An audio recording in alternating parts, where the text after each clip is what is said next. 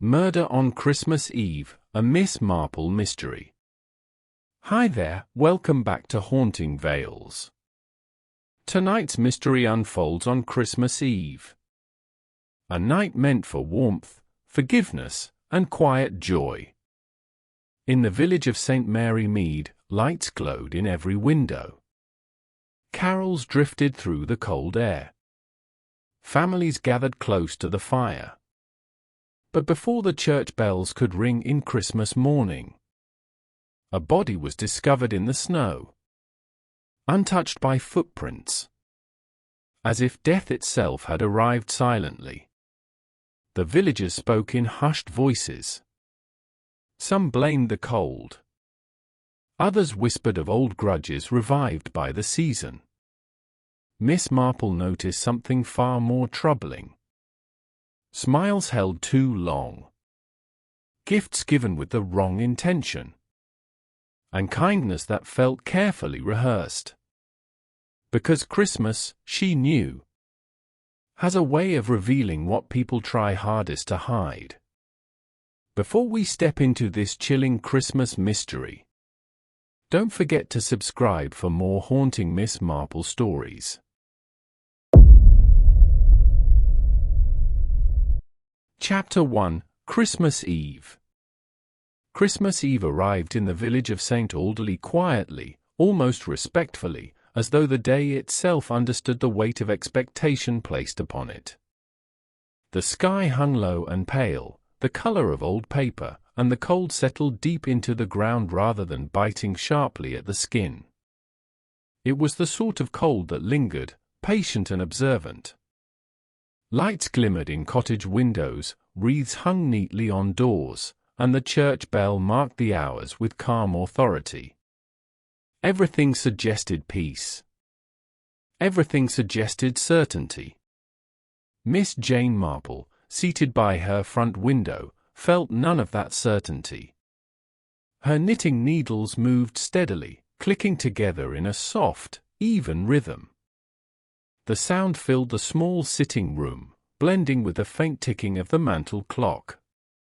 She had lived long enough to know that quiet evenings were often the most deceptive. People relaxed on nights like this. They trusted the calendar. They trusted the season.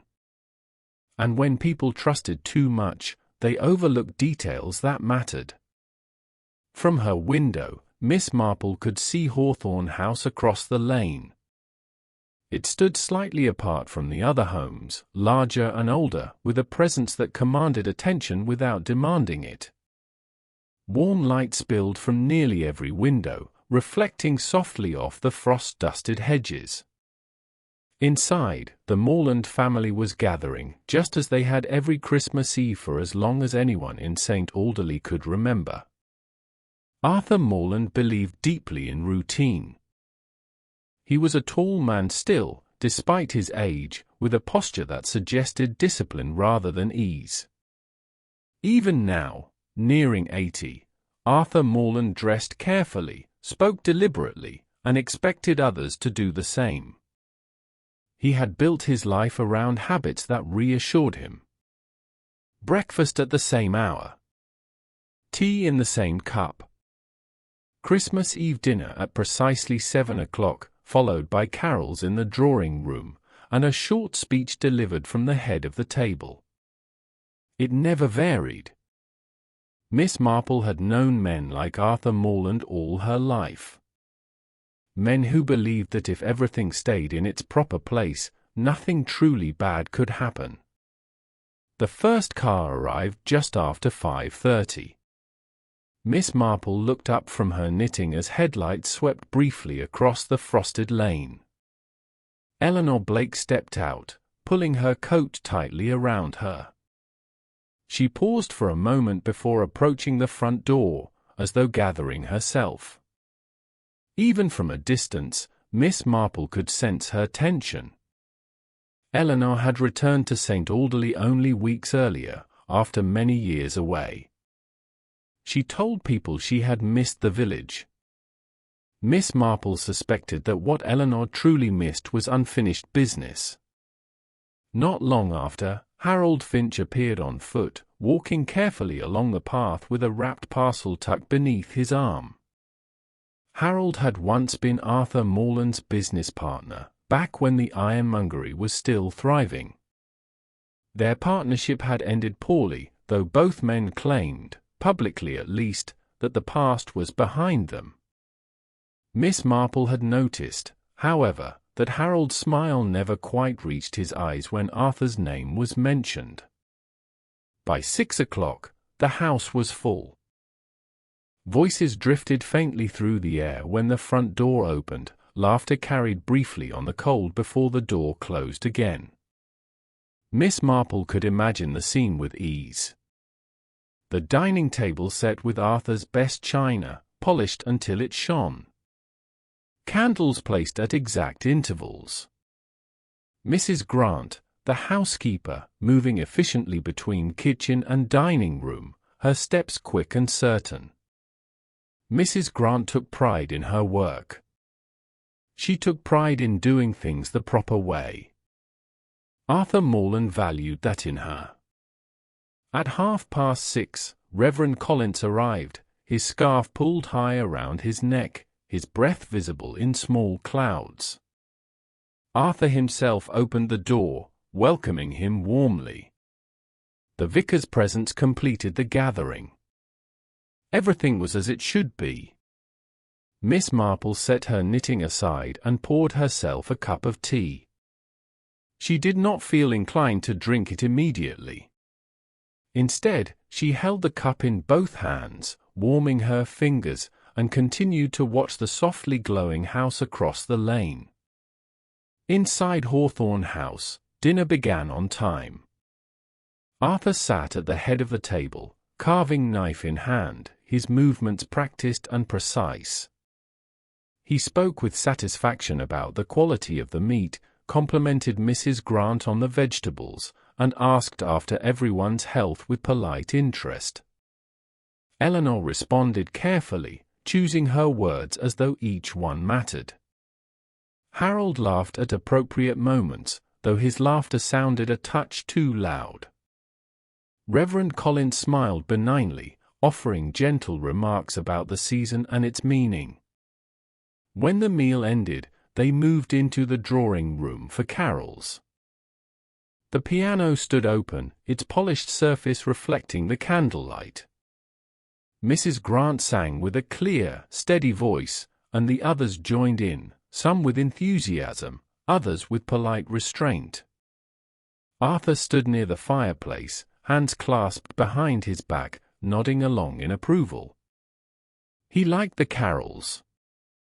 He liked the order of them. The familiar sequence reassured him.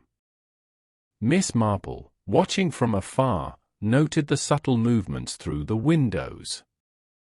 The shifting of positions. The way Eleanor stepped slightly away from Harold, placing the piano bench between them.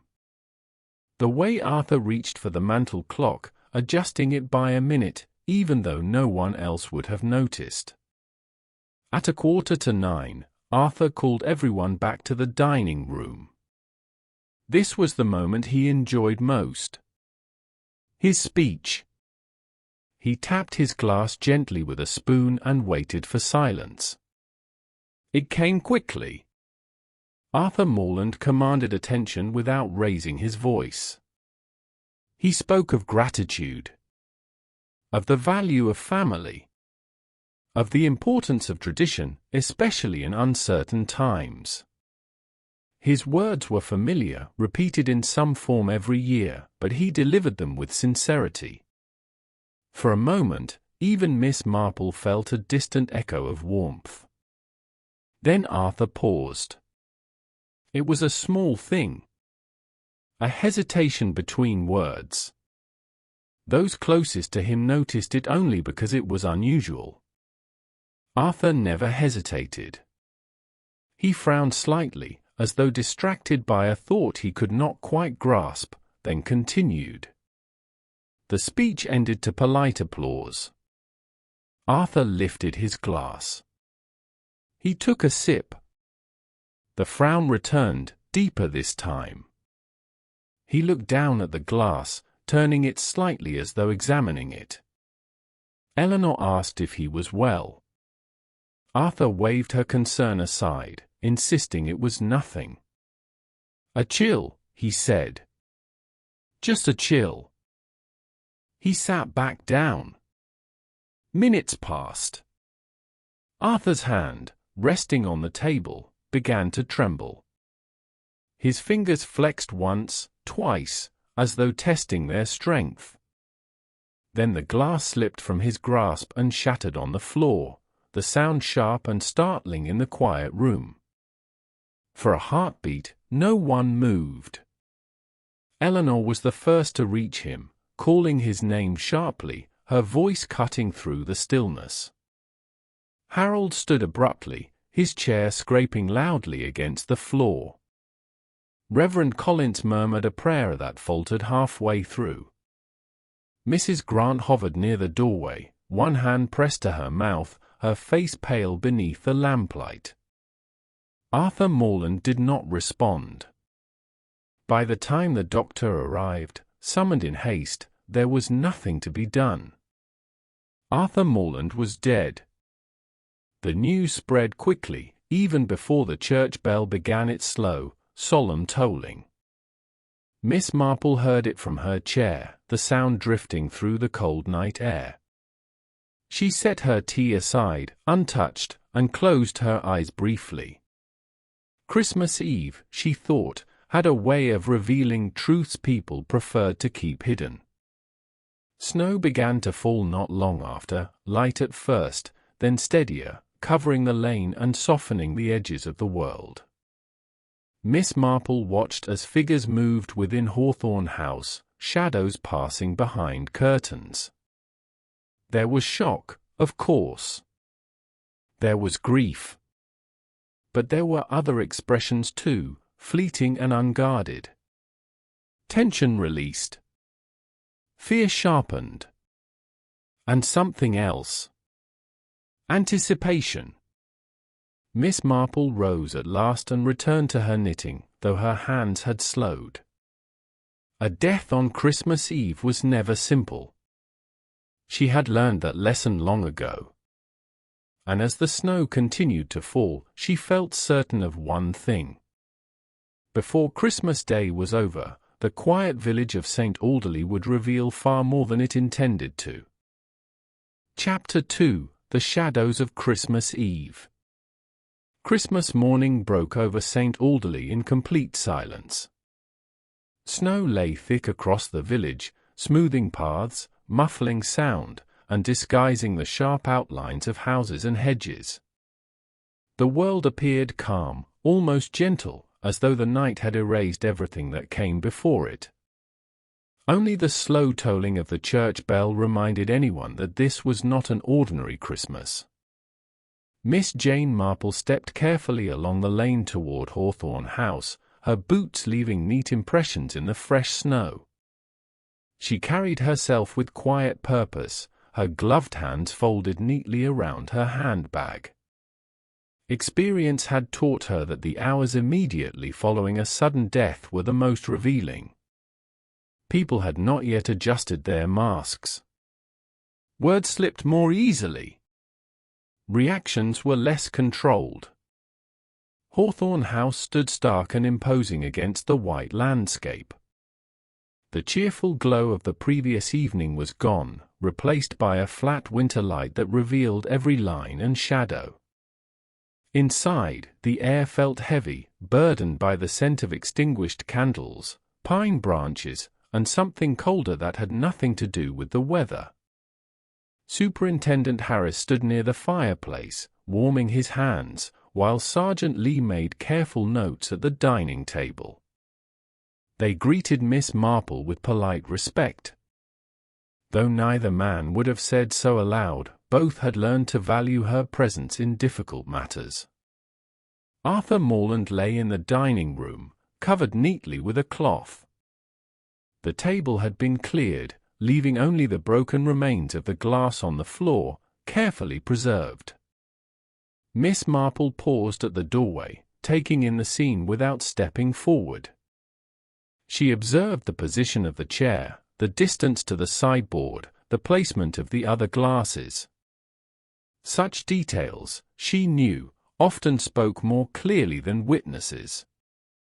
Superintendent Harris explained the facts in his steady, unembellished manner. The doctor had confirmed poisoning. The substance had worked quickly, leaving little opportunity for intervention. There were no signs of struggle. No forced entry. Everyone present the previous evening had both the opportunity to administer the poison and the proximity to do so unnoticed. In short, it was a perfect domestic crime. Eleanor Blake was waiting in the drawing-room. She sat rigidly on the edge of a chair, wrapped in a thick shawl, though the fire burned brightly. Her face was pale, her eyes shadowed with exhaustion rather than tears. When she spoke, her voice was controlled, almost too controlled. She explained her return to St. Alderley as a practical necessity. Life in the city had become expensive. Her uncle had offered temporary help. When asked about their relationship, she admitted there had been disagreements, particularly concerning money and the future of the house. Arthur, she said, was stubborn. He believed he knew what was best for everyone. Miss Marple listened quietly, noting how Eleanor avoided direct expressions of resentment. Her words were carefully chosen, polished. People who rehearsed their answers often believed preparation was protection. Harold Finch was questioned next. He stood near the window, hands clasped behind his back, rocking slightly on his heels. He spoke of old business disputes with Arthur, of misunderstandings that had never been fully resolved. Yet he insisted the past no longer troubled him. Time, he said, had a way of smoothing sharp edges. Miss Marple asked him about the moment Arthur collapsed. Harold hesitated before replying, just long enough to be noticeable. He described shock, disbelief, concern. Miss Marple wondered which of those had come first. Mrs. Grant could hardly speak at first. Tears ran freely as she described her years in Arthur's service. She had managed the household since before Eleanor was born. Arthur, she insisted, had been kind to her, strict but fair. She admitted she had prepared the drinks the previous evening, placing the glasses on the sideboard as always. As always. Miss Marple's eyes sharpened slightly at that phrase, though she said nothing. Reverend Collins was deeply shaken. He spoke of Arthur's generosity, of his commitment to the church and the village. Witnessing such a death, he said, had tested his faith. Miss Marple noted how often he spoke of Arthur's goodness, as though emphasizing it might somehow undo what had happened. By midday, the village was alive with quiet speculation. Miss Marple returned home briefly, then set out again, visiting neighbors under the pretense of exchanging Christmas greetings. She listened more than she spoke. In small villages, truths often surfaced through repetition rather than revelation. Old grievances emerged. Arthur Morland had been generous, but generosity could be selective. Some remembered favors granted, others remembered favors refused. There were stories of promises made and quietly withdrawn. Miss Marple absorbed them all, sorting fact from feeling with practiced ease. That afternoon, she sat alone in her sitting room, reviewing the events of the previous evening. One detail troubled her above all others. Arthur Morland was a man of unwavering habit, particularly on Christmas Eve. He prided himself on small rituals. One of these was pouring his own drink. He trusted no one else with it. Yet multiple witnesses had said Mrs. Grant handed him the glass. Miss Marple closed her eyes, recalling the accounts. The slight pause in Arthur's speech. The frown after the first sip. The casual way concern had been dismissed. A memory surfaced, unbidden, of another household years earlier, where a single deviation from routine had proved fatal. She opened her eyes and rose slowly. The truth, she suspected, did not lie in what had happened, but in what had changed. Pulling on her coat, Miss Marple stepped back into the snow. The daylight was already fading, the village preparing for another quiet evening. She knew she must return to Hawthorne House. Christmas Eve had cast long shadows, and they had not yet lifted. Chapter 3: The Truth of Christmas Eve. The snow had begun to fall again by late afternoon, slower now, heavier, as though the sky itself had grown tired.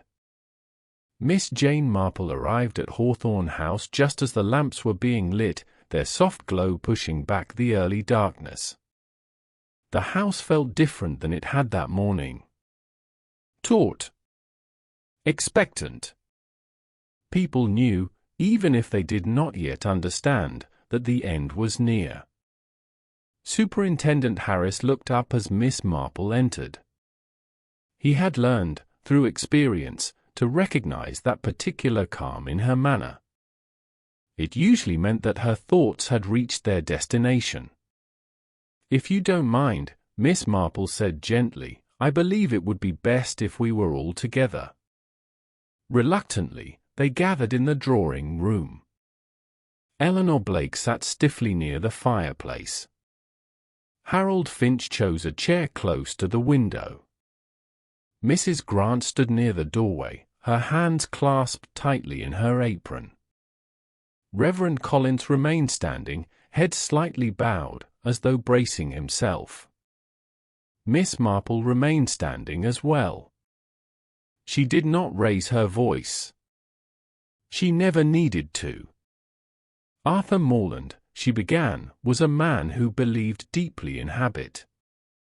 He trusted routine because it made him feel safe.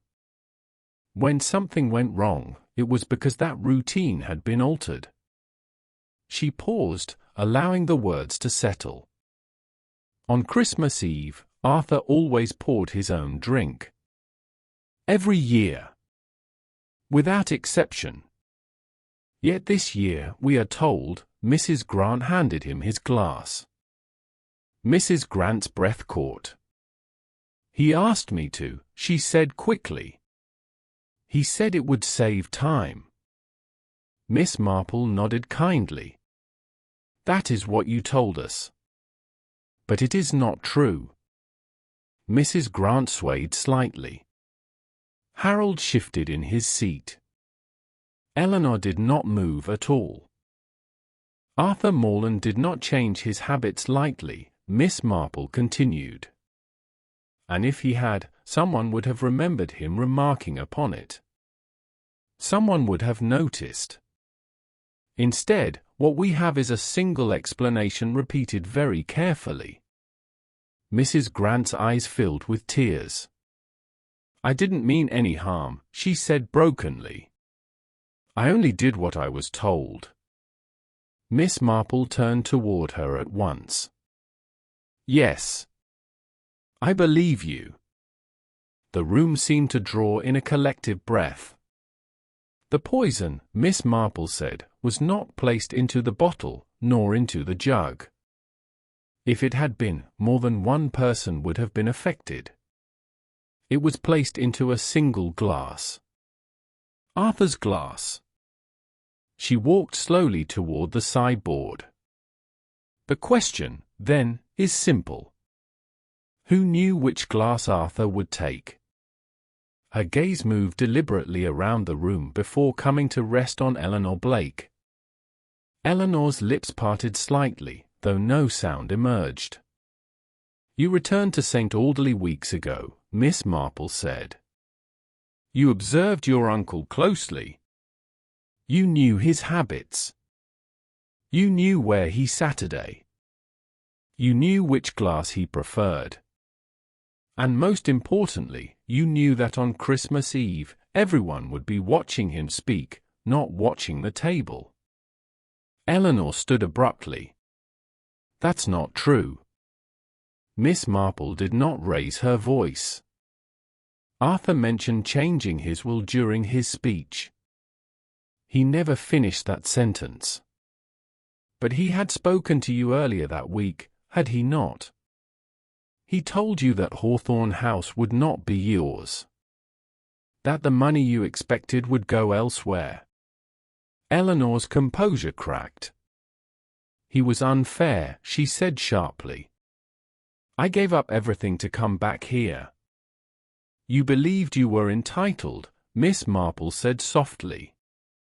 Entitlement can be a dangerous thing. The truth spilled out then, uneven and desperate. Eleanor admitted to preparing the glass earlier, when Mrs. Grant was briefly out of the room. She had counted on confusion, on routine, on the belief that Christmas Eve softened suspicion. She had not expected the poison to act so quickly. She had not expected to watch her uncle die in front of her. When she finished, the room was very quiet. Superintendent Harris stepped forward at last, his expression grave. Eleanor did not resist as she was led away. She looked smaller somehow, stripped of the certainty that had sustained her. Snow continued to fall outside, indifferent to human regret. Later that evening, Miss Marple returned home. She lit her fire, poured herself a cup of tea, and sat once more in her familiar chair by the window. Across the lane, Hawthorne House stood dark and silent, its Christmas lights extinguished. Christmas, Miss Marple reflected, had a peculiar way of revealing the truth. People hoped it would bring peace. Sometimes, instead, it brought clarity. She picked up her knitting and allowed herself a small sigh. The village would recover. Villages always did. But the lesson would linger, whether people acknowledged it or not. If you enjoyed this Miss Marple-style Christmas mystery and wish to hear more stories where quiet villages hide dangerous secrets, do not forget to like the video, subscribe to the channel, and share your thoughts in the comments. Your support helps bring these mysteries to life, one story at a time.